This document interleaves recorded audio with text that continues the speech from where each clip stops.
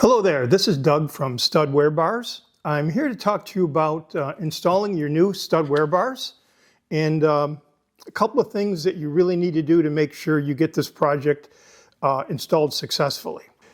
There's 5 really important things that you must do.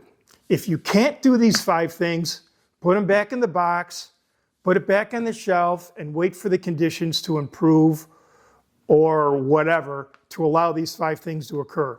These 5 things are not difficult, but if you don't do them, you will not be successful. Number 1, the temperature has to be at least 50 degrees Fahrenheit, 10 degrees Celsius. If it's not that temperature, this 3M tape won't do its magic. There's chemistry in this tape. And what happens is when this tape makes contact, after we go through the preparations that we're going to talk about later to make sure basically the paint is sterile, this will bond molecularly with the paint, and it'll really stick. And it will not, the chemical reaction can't occur below 50 degrees Fahrenheit. That's number 1. Number 2, this is not a 10-minute job. It's not a 15-minute job. When I do these cars, taking my time and usually filming, it takes me about 40 minutes, 45 minutes. It's going to take you an hour and 15 minutes. Don't do this on a Friday night at 4 o'clock where you're getting ready to go to dinner. Do it early, do it in the morning when you have a little bit of time, have a cup of coffee, have a nice warm area, and take the time to have at least 1 hour to do this. This is what it's going to take. There's 5 steps to attaching these things that are in this installation manual that I wrote very carefully. And it's absolutely important that you follow the steps in a row. Do not jump ahead. And I'll tell you the reason why in a minute. Number 4, do not remove the tape backers until instructed. Why? This tape will stick to anything. It will stick to your back. It'll stick to your hair. It'll stick to your hands. It'll stick to your shirt.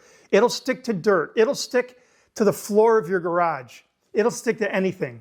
Do not peel these backers off until you're ready to put that one piece on. And you're going to be doing these one at a time.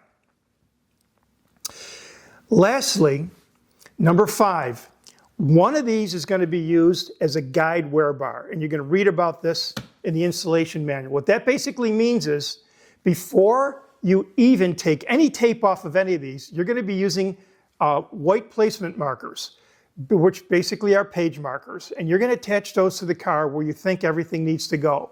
And what you're going to do is you're going to use this with the backing still on it, and you're going to slide it all around, and you're going to look at it, and you're going to put the marker at the end of one of these, right here. And that is going to let you know that that's the right place to put it. If you take the backing off before and stick it on there, there's absolutely no way you're going to end up with this in the right spot that you want it to. Okay? Promise me. Those 5 things, you'll be happy. Number 1. We're going to wash and dry the car, underneath the car. You don't. I would wash the whole car. Just, I keep my cars clean all the time, but basically underneath the car where these things are going, take the whole entire thing, get whatever you use, whatever wipe that you use. I use this little microfiber thing. And I, by the way, I also like to use stuff like a Dawn soap. So you're going to take soap and you're going to take Dawn, a little bit, get it underneath there, rinse it really good, get it nice and clean, that whole area, get in all the cracks, take your time, focus on the details, get it clean. Perfectly clean, as clean as you possibly can, okay? Then when you're done with that, you're gonna take a towel and you're gonna dry it completely. But let's open up this little kit and see what we have in here. We've got alcohol preps, we've got the little markers that we talked about.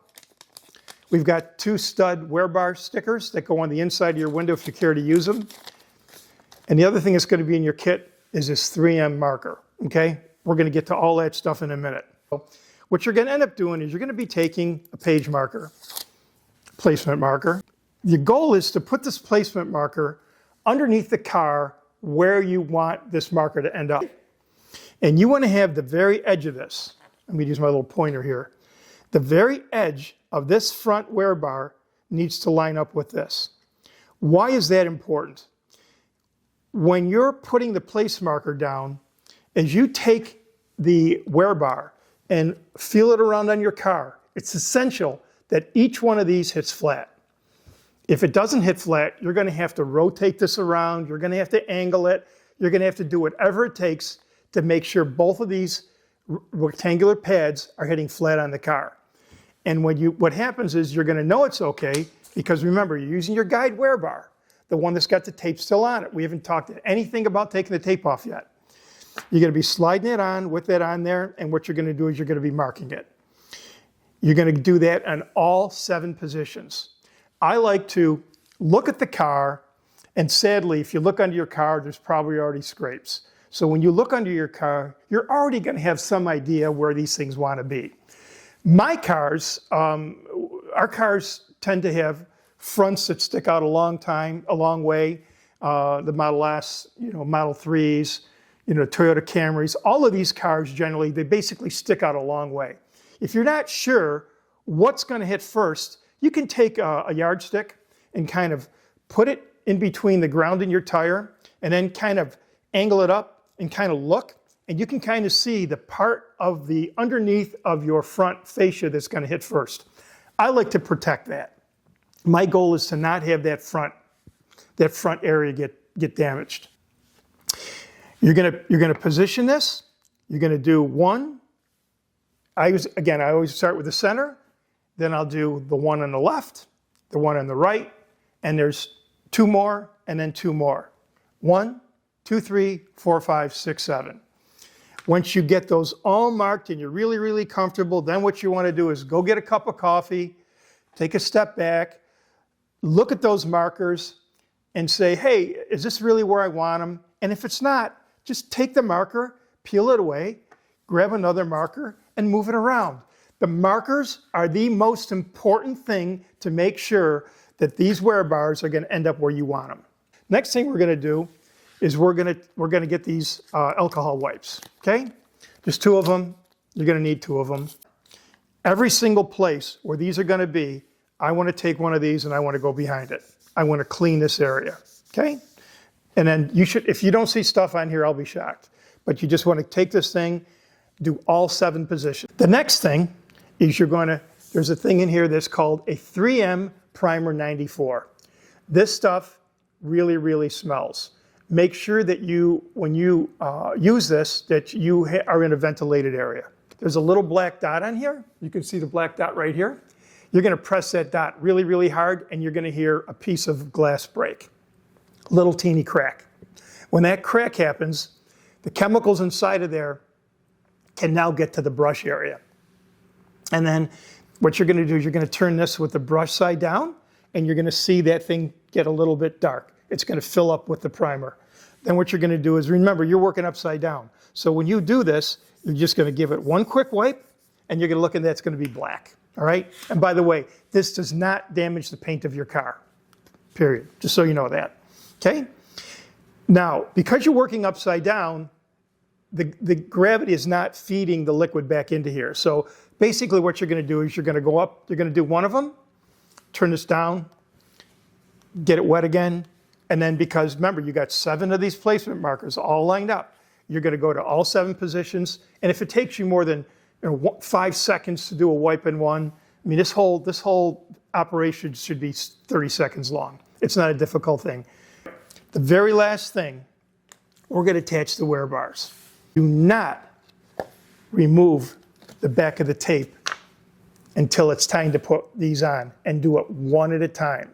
If you try to take the back off and you lay all these in a nice little row, you're going to roll over them, and it's going to just be a mess. But the best way to do this is pick one corner on each one of these. And what I like to do is we actually put these in a vise and squeeze these to make sure that these are adhered really good before we get them to you.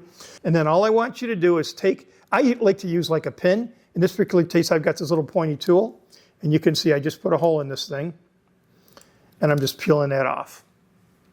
Okay? I'm going to do the other one. 5 seconds, put it in the corner, comes right off.